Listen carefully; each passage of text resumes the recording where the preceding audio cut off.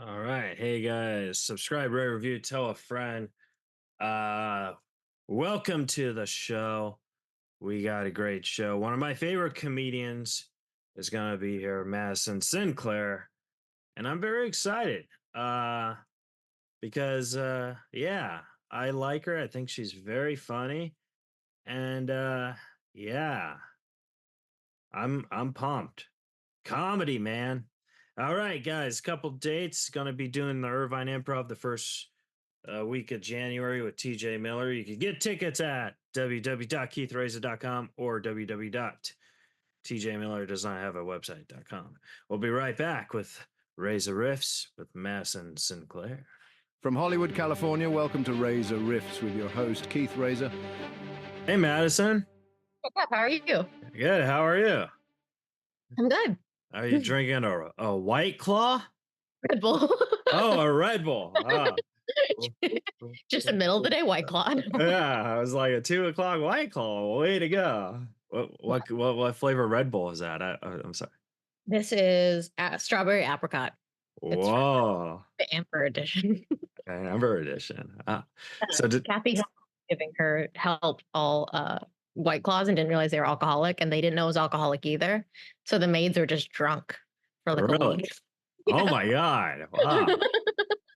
Yeah. What that's so funny how White Claw became like the drink. You know what I mean? Like, Because I guess it's inconspicuous. yeah, I don't know.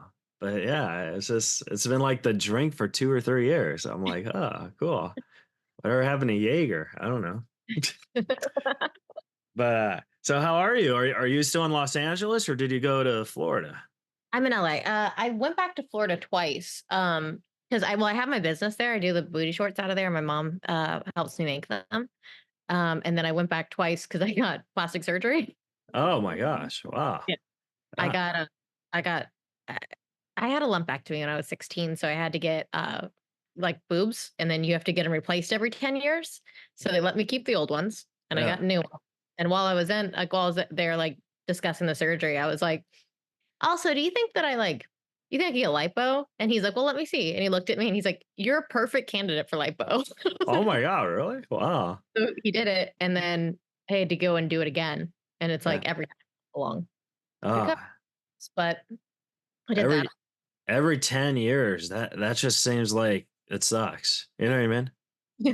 It's not that painful at all, but it's fun that he lets me keep the old ones. Right. Yeah. Yeah.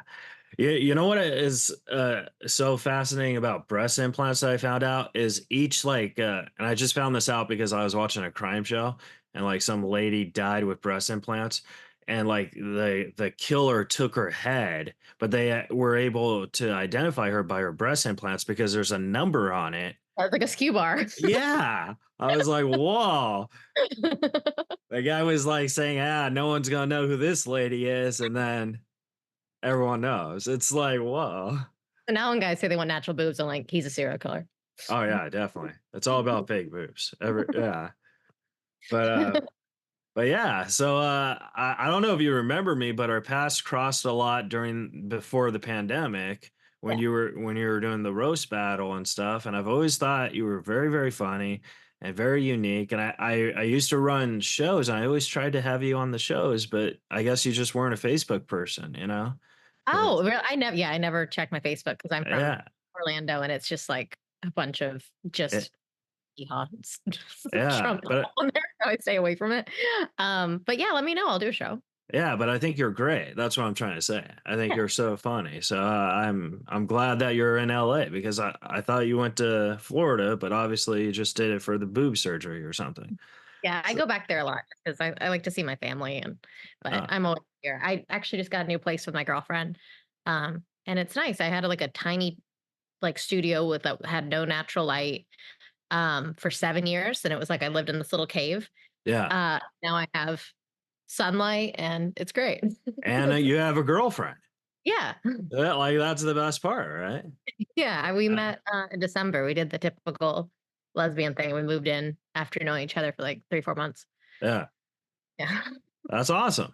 I mean, yeah, like that's how I think that's how everyone does it nowadays, though. You know what I Because mean? rent's so expensive. Oh yeah, for sure. Yeah, yeah. I'm still trying to find a sugar mama or a sugar dada. Either way, you don't care.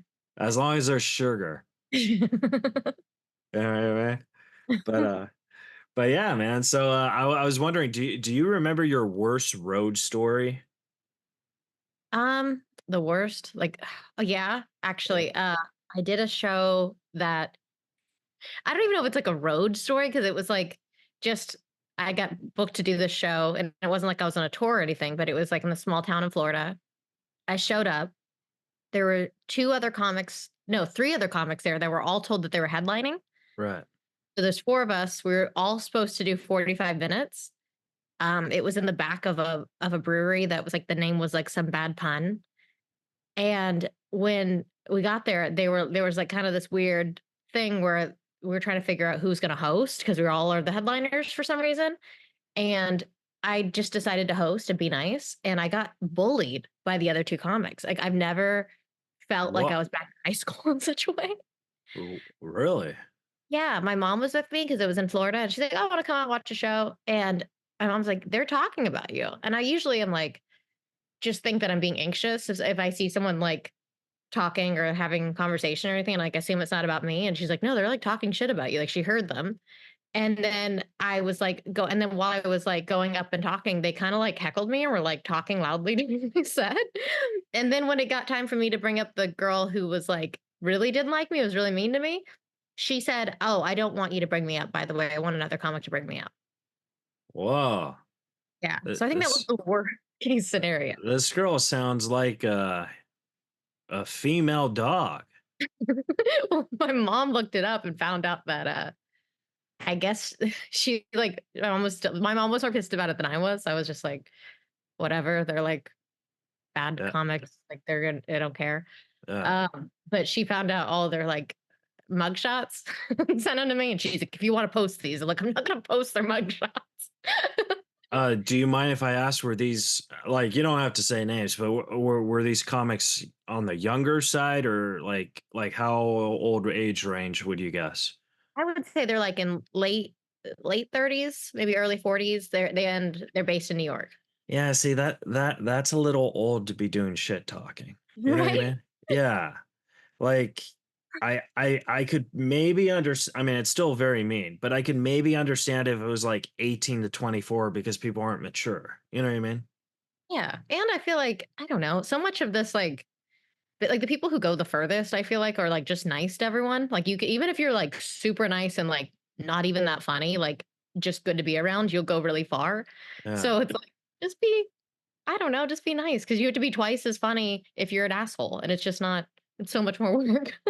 That's true. I mean, a lot of people do think I'm an asshole, but I'm really not. Just like with, I guess with my Asperger syndrome, they don't really know what that is very well, so they kind of just think I'm being standoffish. But I don't really talk to comics like that's not really my vibe. My vibe is just to perform and leave. You know what I mean?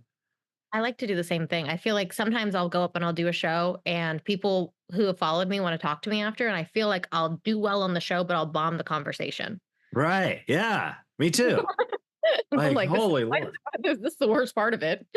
No, like I'm good one on one I could do, but like I don't know, like if you ever go to the store, I actually don't like the store, but I'm using the store as an example. But if you ever go to the store, you know, like the main room where everyone's just hanging out in that green room and it's just like all awkward and stuff, and like you're like, oh, you see guys like Jeremy Piven there, you're like, what's going on here? You know what I mean? Like it's just like I don't feel like I'm one of them, I guess. You know what I mean? Even though I feel when I'm on stage, I am. Does that make sense? Like on stage, I feel like we're all connected, but off stage, I feel like they don't like me.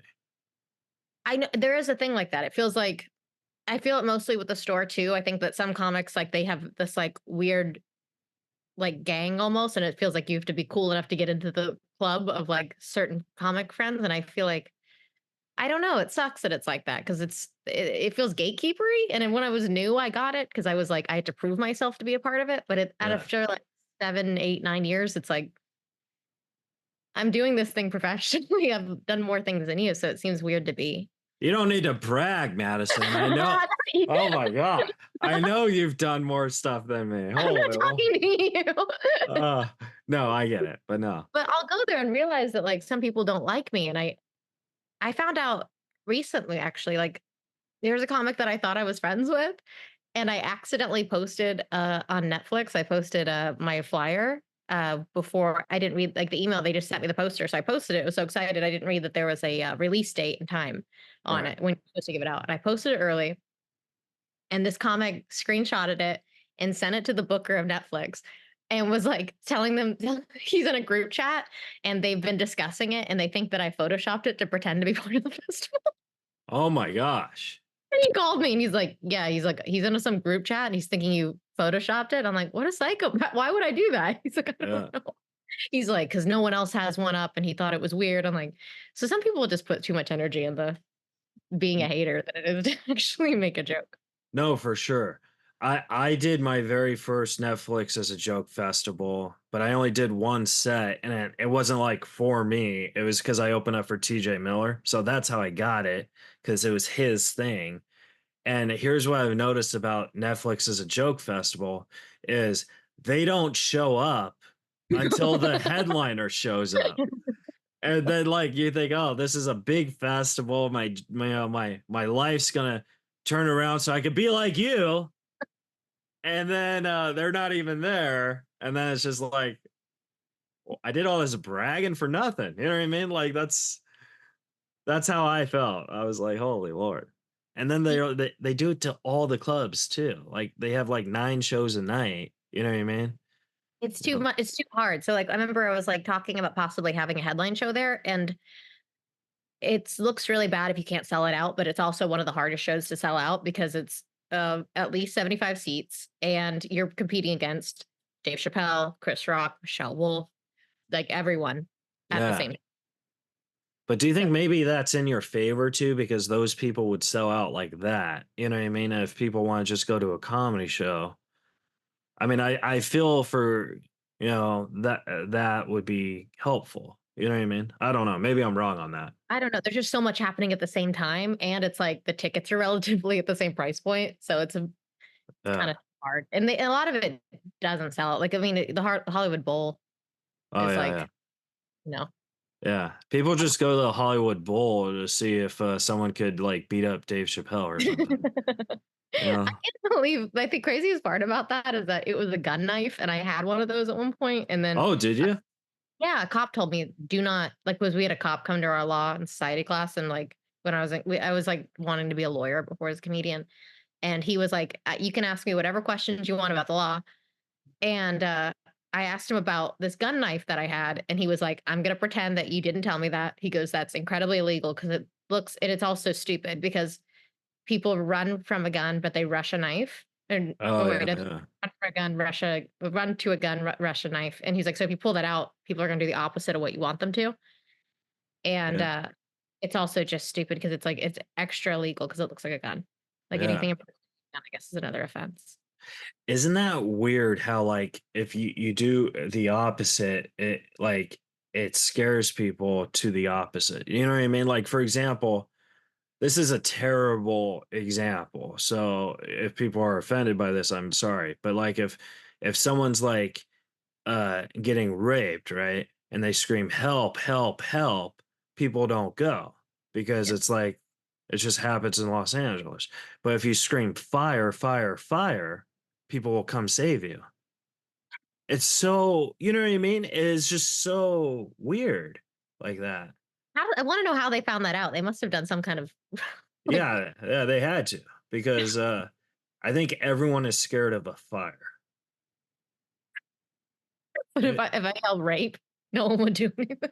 Like what cop signed up to yell rape in the middle of I mean, I would because I love you, but what I'm saying is, yeah, yeah, like, or if you're yelling for help, maybe rape was a bad example, but a if you're yelling for help, people won't help you. But if you yell for fire, people will help you.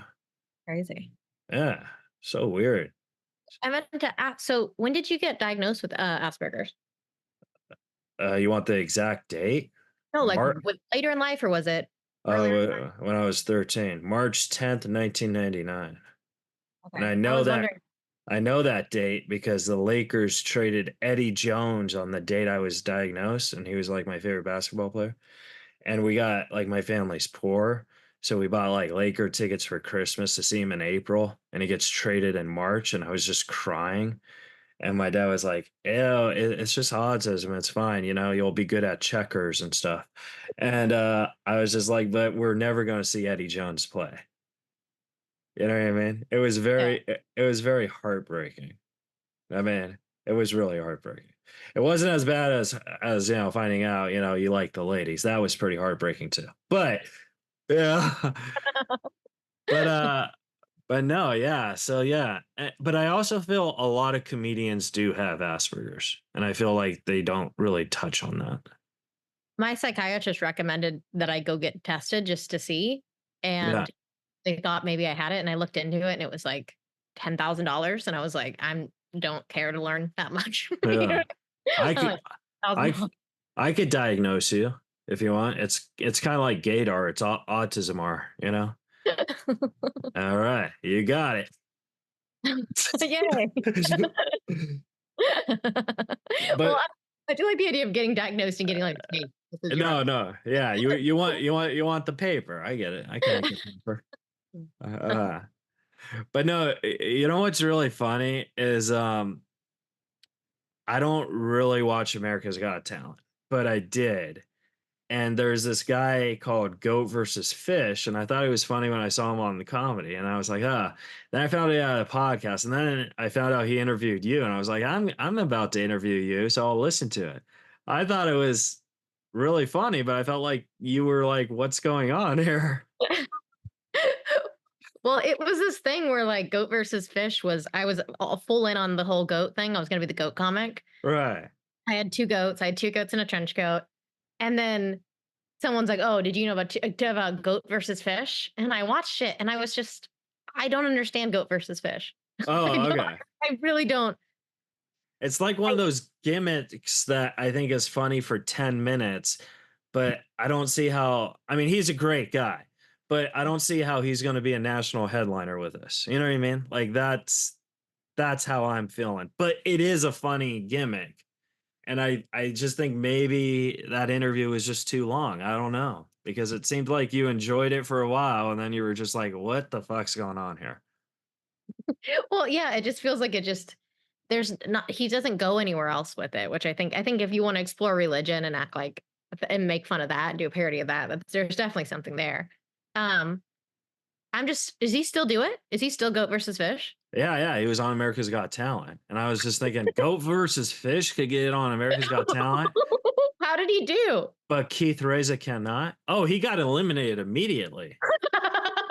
Like he goes up and goat versus fish. If you're listening, I actually am a fan, but he goes up and he just starts doing the goat versus fish thing. Everyone eliminated him, and I remember Simon was just like, goats don't even eat fish. Like it made no sense.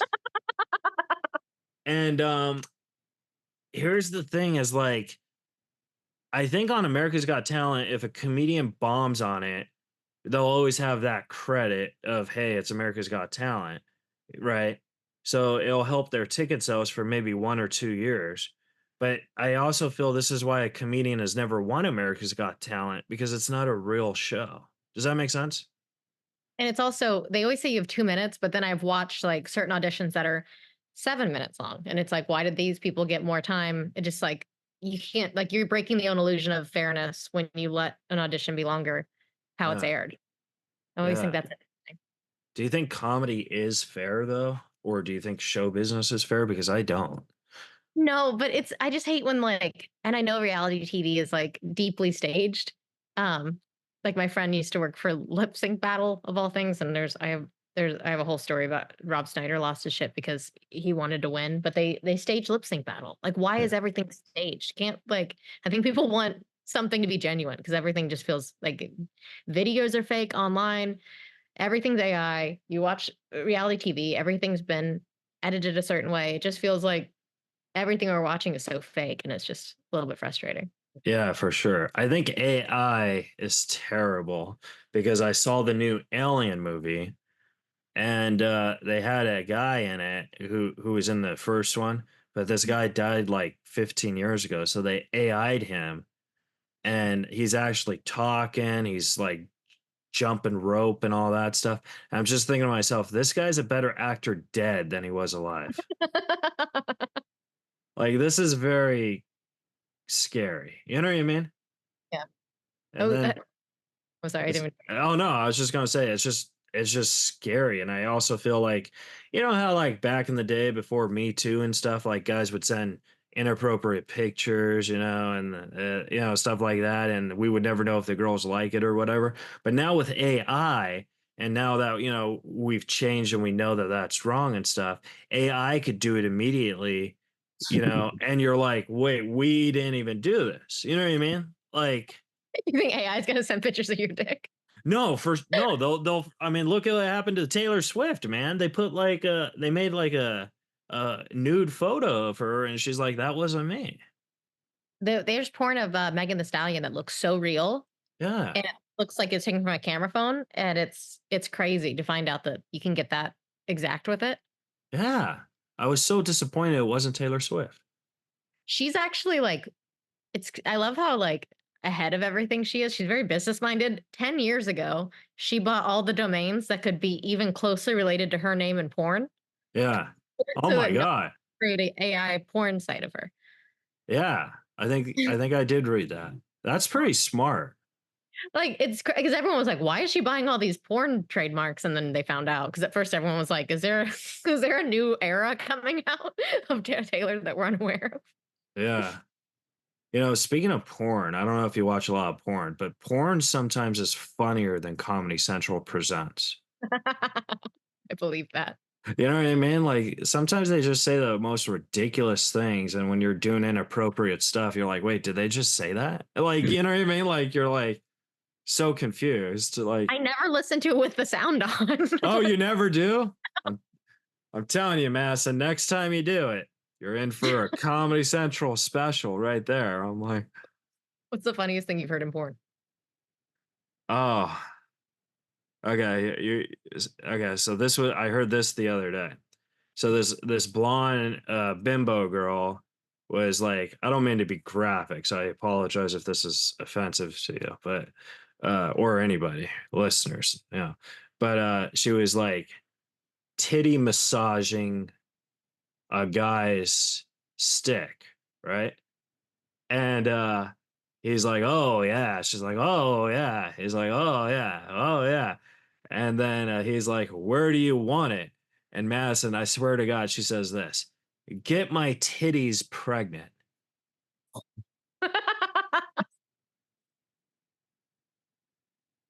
And I'm just like, "What?"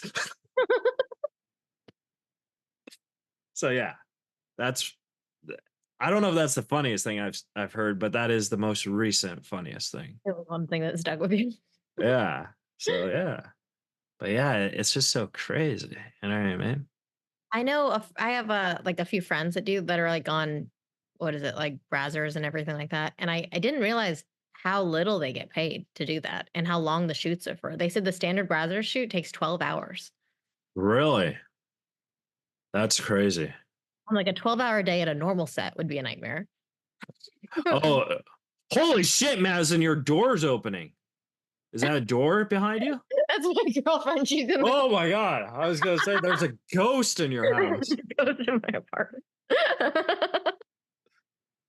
I feel like an idiot. Uh, uh, but but no, that 12-hour sets. I mean that's kind of suck.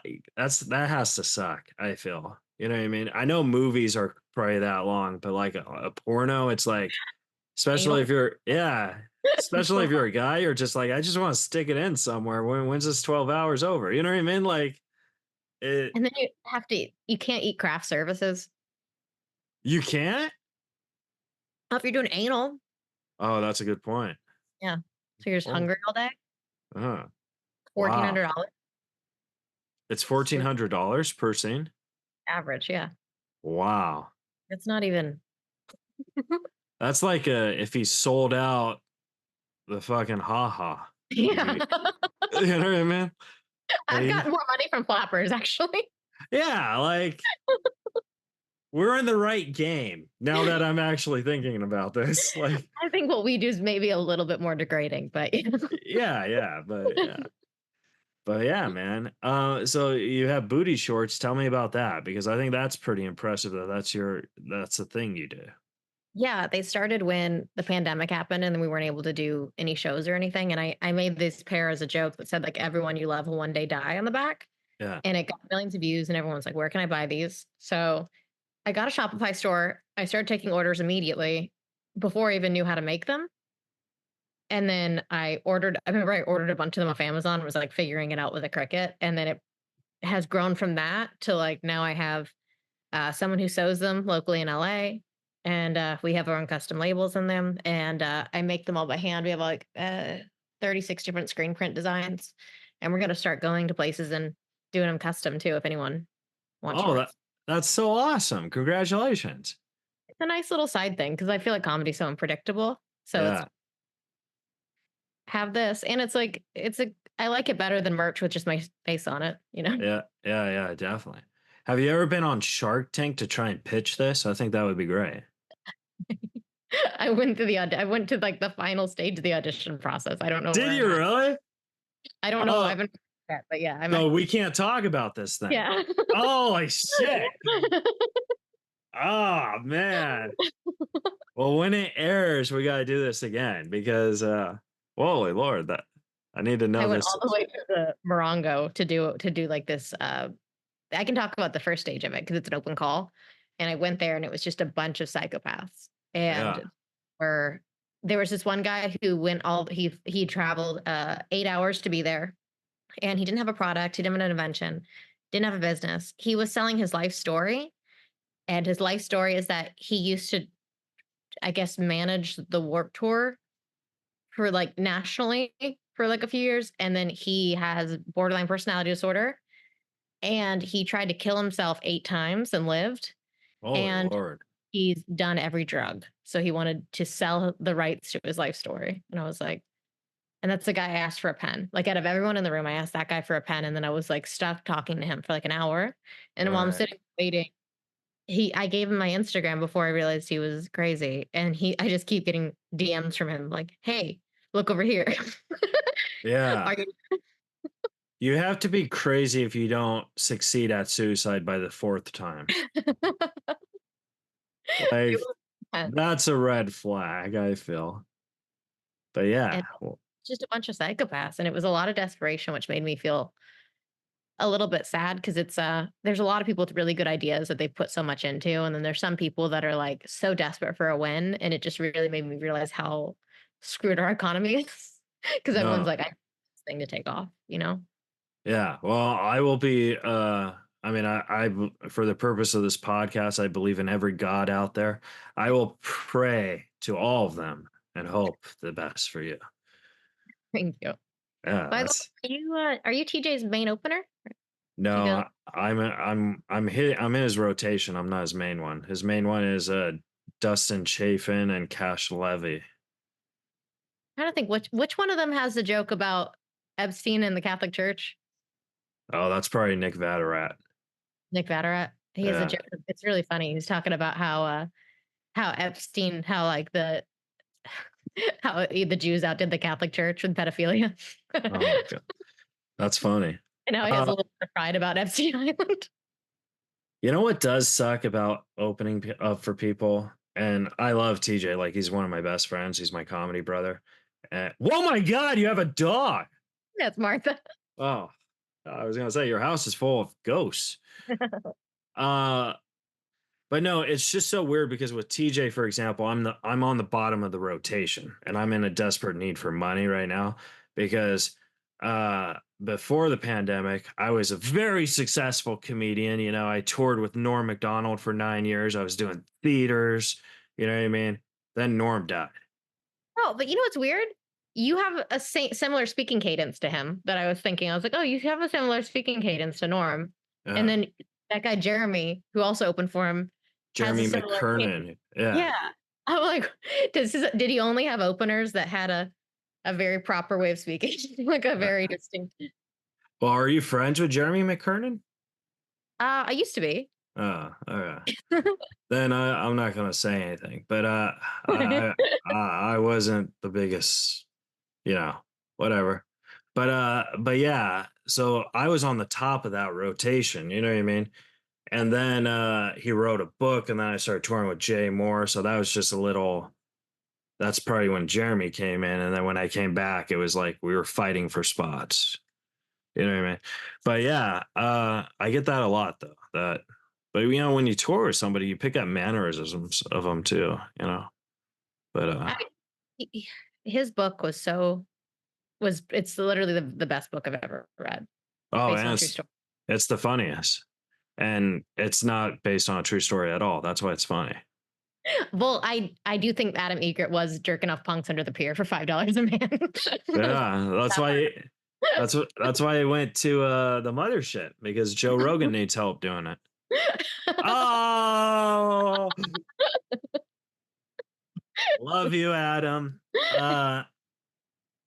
But but no, how many tattoos do you have? I noticed you have a tattoo. I have a ton. I You got have a them all. ton? I have I have like 20. Oh, nice. That's cool. I Of my have oh, nice. Oh, the dog's cool. Oh, that's the dog. Holy Lord. I have two. I have one on my wrist for my grandfather. He died, and then I have one up right here for Norm, which is just a microphone that says "old chunk of coal." No. Yeah, so I think tattoos are very cool. When I was growing up, like the family was always like it's so weird because people thought tattoos you were in a gang or something. You know what I mean? And like now it's so acceptable. Like my dad always gave me shit about having because I always wanted tattoos, and then when I got my first one, he gave me shit. And now years later, he's covered in tattoos. Really? Oh, that was a bad joke. Oh. But I well, now they're so it used to be like a cool like you got them in prison, and now it's like you have to get on a wait list for 6 months and spend $2,000. Like it's like and there's so many people I've reached out to I want to get a tattoo from, yeah, and they're like, "Oh yeah, it'll be $3,600." And I'm like, "Oh, no." yeah. Yeah. I gotta start doing more shows or porn to get that cash. It's like I do want to pay for good work, but like I have to do it within my budget. So I try to stay below 500 Yeah, per, but it's hard now. It's getting more and more expensive. So it's just it's weird. Like when you go to Bali, they see tattoos as a sign of wealth because it's like costs so much money to have to get all this done. So now it's kind of turning into a different direction. right. I I wanted to ask you one question, and you feel free not to answer this if I totally respect whatever. But I was wondering because when our circles did pass cross, a couple times at the store, you were always at the comedy store with a dude, and I saw you kissing him and stuff. So I always figured that was your boyfriend, right? And now you have a lady friend and stuff. So I guess I was just wondering, like, because a lot of comics did have a crush on you, and do you think maybe, they were nice to you, but to try and get with you, and then when you became lesbian, like, are they still nice to you, or are they like kind of standoffish towards you? I mean, it's definitely changed some of the relationships that I've had, Yeah, but mostly, I mean, it's LA. It's pretty progressive. Like people don't really care. I mean, I think it's funny that it's funny. Like Chris Burns said that we became friends, he asked what my reputation was. He's like, "Oh, have you heard about Madison?" He's like, "Oh, I asked people what they think about you." I was like, "Why would you do that?" But also, what did they say? And he yeah, said that the only bad things they said about me was that I'm a social climber and I don't give away any pussy. I was like, yeah. That's a great thing though, because I feel a lot of comics. I mean, I think if someone really likes you or and you're dating, it's a different it's a different thing. But I think a lot of comics, when they start going after comics to get pussy or to get laid, it's no longer about the comedy. It's about, hey, I just want to get laid. Does that make sense? yeah. I just didn't want everything and things to ever be weird, and I didn't want to have like like a weird dynamic with anyone or not want to go to a certain show because this person's on the lineup and everything. And I think if you do it long enough, you're definitely going to have people that you don't necessarily like or want to do a show with, of course. Oh But yeah. that's even worse if you're like sleeping with half of them, you know? Yeah, yeah, definitely. It's so awkward being on shows with people that like you just really hate and they hate you. You're like, do we have to share this green room or can I just not be in the green room? Or oh, better yet, can you not be in the green room and I could get the serve? You know what I mean? Like stuff like that. Last time I did a show with a girl that I truly don't like, because she set me up with this guy who is a very abusive, like physically abusive. Like back when I was dating guys, I go in the green room and the first thing she said is, "Oh, you're not fat anymore." What? Yeah. And Wow. I was like, I was fat. Yeah, I never thought you were fat. It's such a crazy, it's like such a weird mind game thing to say it like that because she meant it as a compliment, which I'm like, Oh, like fat, pretty high attempting, right? Oh, I don't know how these things work, Madison. I mean, I have autism. I'm not good at talking to the ladies or taking compliments. So, but no, I started dating women how long ago? 5 or 6 years ago, and then I like slowly. I think for a while I kept dating men because I had dated men for so long in my life yeah, that, and also it just felt familiar. And talking to women is hard, like going on dates with women is hard. Men are so much easier. yeah. Um, but ultimately, I think my attraction lies in women, and I think I put it off for a while because I was like, it's gonna be a whole thing to be a lesbian, and then I have to pay for dates and stuff, you know? Have you ever like went on a date with a girl that like you're just like thinking to yourself, why am I on a date with her? Because guys could be creeps like that too. You know what I mean? Like you're like, why am I dating this guy? And then vice versa with a girl. You know what I mean? I've been on a date once with a guy who made me like I've been on dates with guys, several guys who are like makes you kind of fear for your safety. Like this one guy, he took me to the oh God, what is it? The Bel Air Hotel, which is like that hotel that like Leonardo DiCaprio goes to all the time. And it was like Oh yeah, yeah, yeah. super, everything's like crazy expensive. And he like I took go me to, there all the time to see if I could get an autograph. but this guy, like, he like, I didn't know that he had money before the date. And then I went on there and he told me that he like helped found Spotify and he knew everyone at the hotel. And he told me the story that he had went parasailing with a girl. And she got really mad. She's like, "Oh, I had a horrible. My last date was horrible. I went parasailing with this girl, and I thought it'd be fun." He pulled out a knife. He cut the line, and Oh my they god. almost died. And she obviously she sued. She was like trying to sue him, and she was like obviously like pissed. And he was like, Yeah. "She totally overreacted." I'm like, "You cut the line on a parasail. That's fucking crazy." And there's never been a female equivalent to that. Like, and then also he got up and started playing with the fire Yeah. in the office and like started catching things on fire. And then he invited me to go to his car and see his the flamethrowers that Elon Musk gave him. So like truly like sociopathic behavior. But then for the worst date I've been on with a woman was just like she belittled the waiter. Oh Uh, really? voice started like quivering, and it made me feel awful because I was just she was like bullying him for no reason, and he was like a nice guy, and she was Do you, just like, do you remember an example? yeah. So we went to a place called the Lobster. Uh-huh. Uh, and we went there. I said, "Oh, this is Lamar Odom's favorite restaurant." And she's like, "Why do you know that?"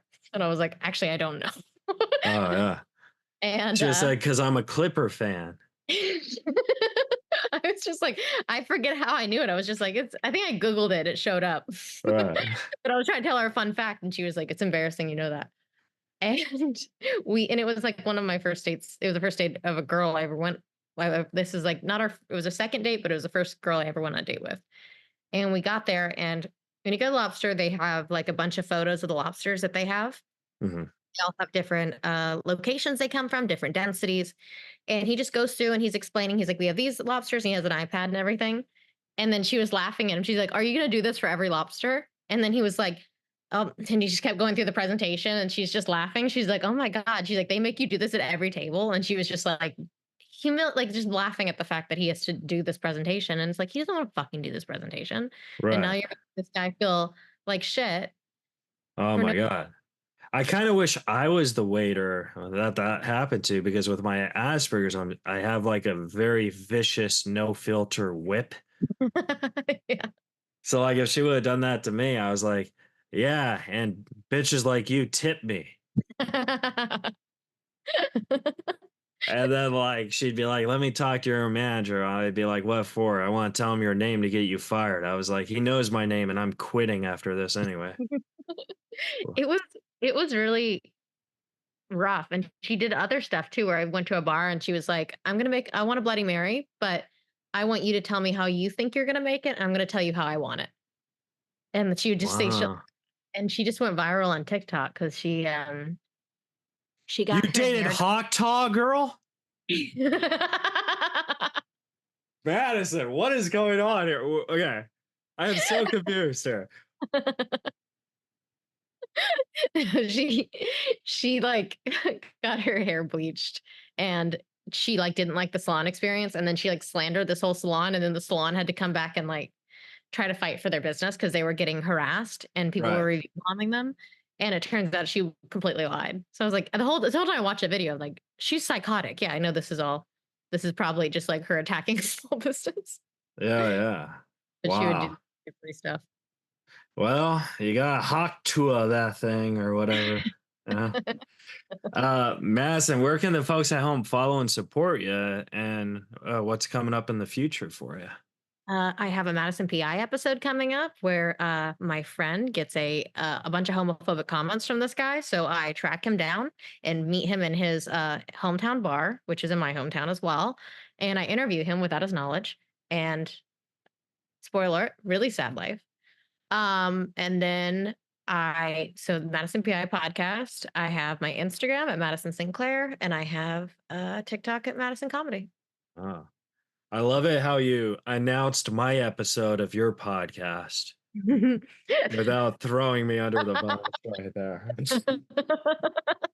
I was just gonna say, Madison, by the way, before we hang up, I want you to know I really enjoyed being interviewed by you last week, but that you ruined that. Now I'm putting the two and two together, and you're making fun of me. Uh, well, Madison, it was a pleasure, man. Hey, if you stay on after I hit recording, I'll give you my number and we'll just text and do shows together if you're down. Yeah, I would love that. Okay, cool. All right, Rifters, subscribe, rate, review, support Madison Sinclair, and we will see you guys on Madison's episode of PI. Was I the guy? No? Okay, we will add a laugh track in post. All right, guys, subscribe, rate, review. See you next time.